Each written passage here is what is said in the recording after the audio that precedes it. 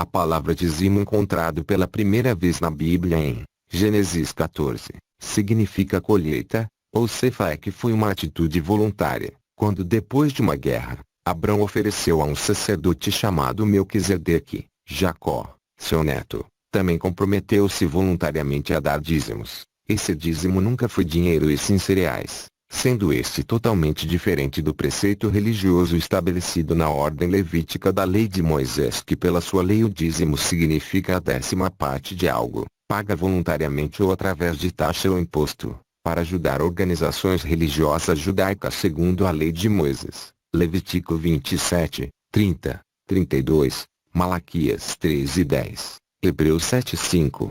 Segundo a ordem levítica, dízimo era dado exclusivamente aos levitas, Coríntios 15:2, Hebreus 7:5, Hebreus 7:11.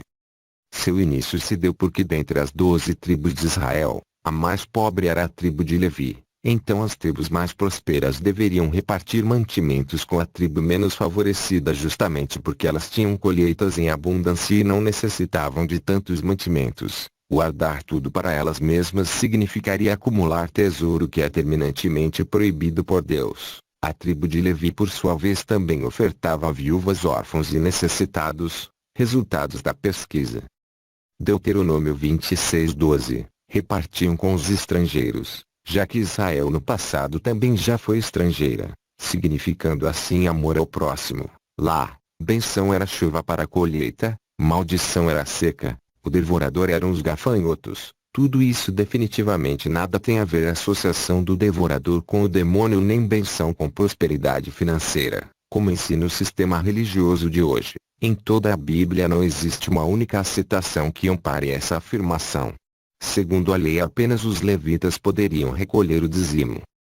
Os líderes religiosos de hoje que recolhem o dízimo, não são da tribo de Levi, não são judeus e não fazem parte da lei de Moisés. Este costume existiu de Abraão até Levi, Hebreus 7:9. Nessa passagem Paulo explica que o dízimo termina em Levi, e por ser Cristo sacerdote segundo a ordem de Melquisedeque, este aboliu o sacerdócio levítico com todas as suas leis, dízimos e costumes, conforme narra Paulo na carta endereçada aos Hebreus, Hebreus 7, 1-28. Paulo arremata: com efeito, mudado que seja o sacerdócio, é necessário que se mude também a lei. Hebreus 7:12. E ainda, o mandamento precedente é, na verdade, abrogado pela sua fraqueza e inutilidade. Hebreus 7:18. OBS. Sacerdotes são líderes religiosos da tribo de Levi. Quem entende que o Velho Testamento e seus preceitos foram abolidos por Cristo, segundo o apóstolo Paulo, 2 Coríntios 13:14, apoia o uso do dízimo, citando a passagem do Novo Testamento onde Jesus critica os escribas e fariseus que lembram apenas do dízimo e esqueciam os outros preceitos da lei. Mateus 23:23. Sabemos que, segundo a lei de Moisés do Antigo Testamento, aqueles 2 homens que Jesus criticou, eram obrigados a dar o dízimo, o cominho e hortelã, porque eram judeus e ainda estavam sob o manto da lei de Moisés e não da graça, que tem seu início com a morte de Jesus. Está consumado. Naquele momento Cristo adentrou a nova aliança da graça, que estamos hoje, e neste contexto Jesus está dando uma bronca no pessoal que só lembrava do dízimo e esqueciam-se dos outros preceitos da lei. Definitivamente ele não está orientando aos gentios, nós, a praticar o preceito do dízimo.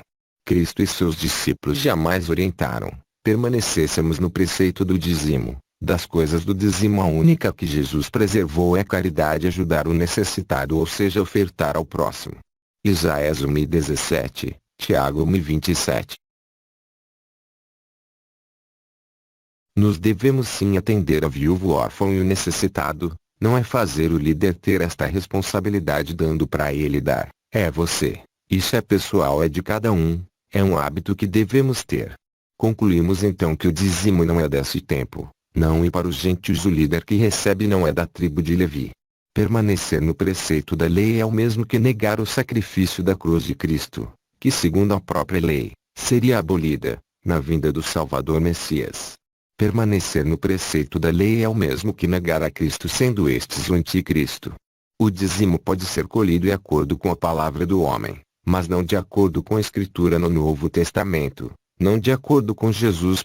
Se o mandamento do dízimo fosse para o Brasil, esse mandamento sendo válido ele se cumpriria no Brasil e o Brasil não seria uma nação pobre porque está escrito derramarei bênçãos sem medidas. Entretanto quem e o rico? Pastores ou o povo? Se fosse mandamento para o Brasil o povo não seria tão miserável. O devorador é repreendido então porque você é pobre. No entanto os coletores de dízimo enriquecem e o povo continua pobre. Por quê? Porque isso não é mandamento para o Brasil e sim para o povo de Israel. Fonte desse vídeo, site, verdadeireoculta.blogspot.com.br, link na descrição do vídeo. A verdade sobre o dízimo que poucos conhecem.